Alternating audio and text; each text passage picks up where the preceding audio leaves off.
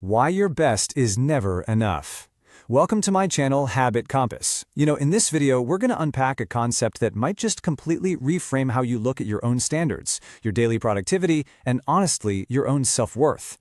We're tackling what's known as the perfectionism trap, and really breaking down this cycle of fear that keeps so many of us, well, totally paralyzed in our tracks. It's so easy to trick ourselves into thinking, right, that our incredibly high standards are what make us successful. But in reality, they might actually be the very thing holding us back from making any real impact. We've got a really fantastic journey ahead today to break this concept down into its rawest, most honest form, so you can finally get out of your own way. Okay, let's just dive right in. You aren't a perfectionist because you're a high achiever. You're a perfectionist because you're afraid. Wow, that directly attacks this false identity so many of us hold on to so dearly, doesn't it? I mean, in our modern culture, perfectionism is basically worn like a badge of honor. Picture this. You go into a high-stakes job interview. The hiring manager asks for your biggest weakness, and you practically brag. "Oh, I'm just too much of a perfectionist. I just care too much," right? We completely disguise it as a virtue.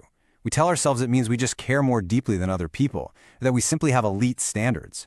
But this thought, it strips all that protective ego right away. It forces us to confront this super uncomfortable reality that this paralyzing trait isn't driven by ambition. It's not driven by a commitment to excellence. Actually, it's driven entirely by fear. And let me paint a picture of what that fear actually looks like in practice. Imagine a little stick figure standing in front of a massive, super intimidating blank canvas.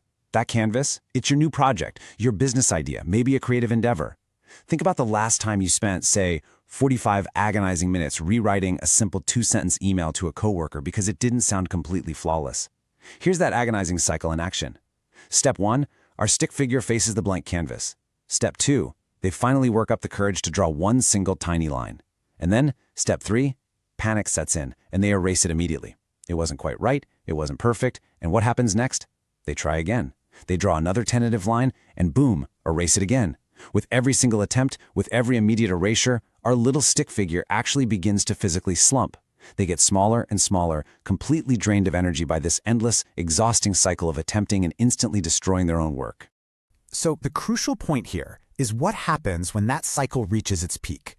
Suddenly, a giant, incredibly heavy block with the word perfect falls straight from the sky. Boom! It drops like an anvil, and it literally crushes our exhausted, diminished little stick figure right beneath it.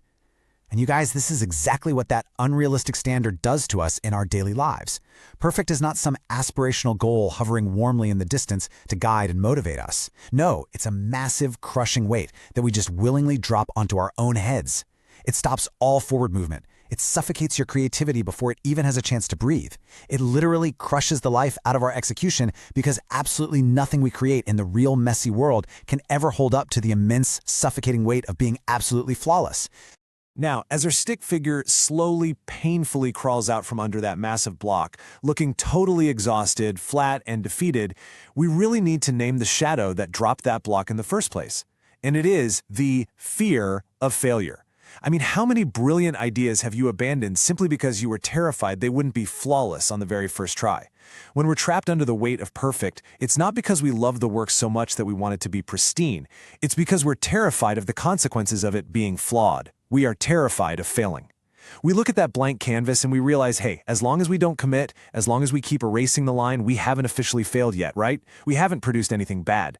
But the absolute tragedy is, we haven't produced anything at all. The fear of failure has completely hijacked our ability to create. Let's clinically redefine what we're actually dealing with here. Perfectionism is a defense mechanism against criticism rather than a true pursuit of excellence. Just let that sink in for a second. It's a shield. It's this heavy armor that we strap onto ourselves to protect against the judgment of the outside world. The logic basically goes, if you make something completely flawless, then nobody can criticize it. And if nobody can criticize the work, well, nobody can criticize you. We essentially use perfectionism to hide in plain sight. We tweak and we edit and we delay launching the project because as long as we're quote-unquote perfecting it behind closed doors, we're safe from critique. The reality? We aren't actually pursuing excellence. We are just aggressively, exhaustingly avoiding vulnerability. This brings us to a really fascinating comparison. On one side, we've got the perfect project in your head. Now, it is wonderfully safe. It is completely untouched by the messy reality of the real world. But it is also, crucially, non-existent. It helps absolutely no one, not even you. On the other side, we have what our stick figure finally decides to do. Draw a messy, jagged circle. Yeah, it's flawed. The lines don't meet perfectly. It is highly vulnerable to criticism. But you know what? There is an absolute magic to execution. That messy, jagged, flawed circle is real. And because it's real, it begins to glow. It has an energy to it because it actually exists in the real world. Real execution, no matter how jagged, always possesses this glowing vitality that the safe, hidden, perfect idea in your head can just never, ever match. And watch what happens when you finally embrace that reality. Our stick figure steps back, looks at that glowing, jagged circle and smiles. Then they start walking away. And as they walk, they leave this trail of messy, but entirely completed drawings behind them. This is exactly how you generate forward motion. It's momentum through completion. Think about the psychology going on here. When you abandon a project because it isn't perfect, it drains your confidence. You're basically building a graveyard of unfinished ideas. But by embracing the messy circle, you start to leave a trail of actual, finished work in your wake. You accept flawed, but real progress. You stop obsessing over that one perfect masterpiece and start focusing on the volume of finished, good enough work. That trail of finished drawings, that is undeniable physical proof that you're moving forward, you're learning, and you are overcoming the fear that kept you completely paralyzed. Which leads us to the absolute ultimate mantra for breaking this trap. Done is better than perfect. Seriously, this needs to be written on sticky notes and slapped on your monitor, your bathroom mirror, the dashboard of your car, everywhere. When you find yourself obsessing over a tiny detail or rewriting that one sentence over and over, erasing that metaphorical line for the 100th time, you have to actively release the need for flawlessness. You got to aggressively embrace a good enough mindset. Because done means it exists in the world. Done means you can gather feedback and actually learn from it. Done means you can finally move on to the next thing. Perfect is just this heavy illusion that keeps you trapped. Done is the lightweight reality that sets you free and really builds your momentum.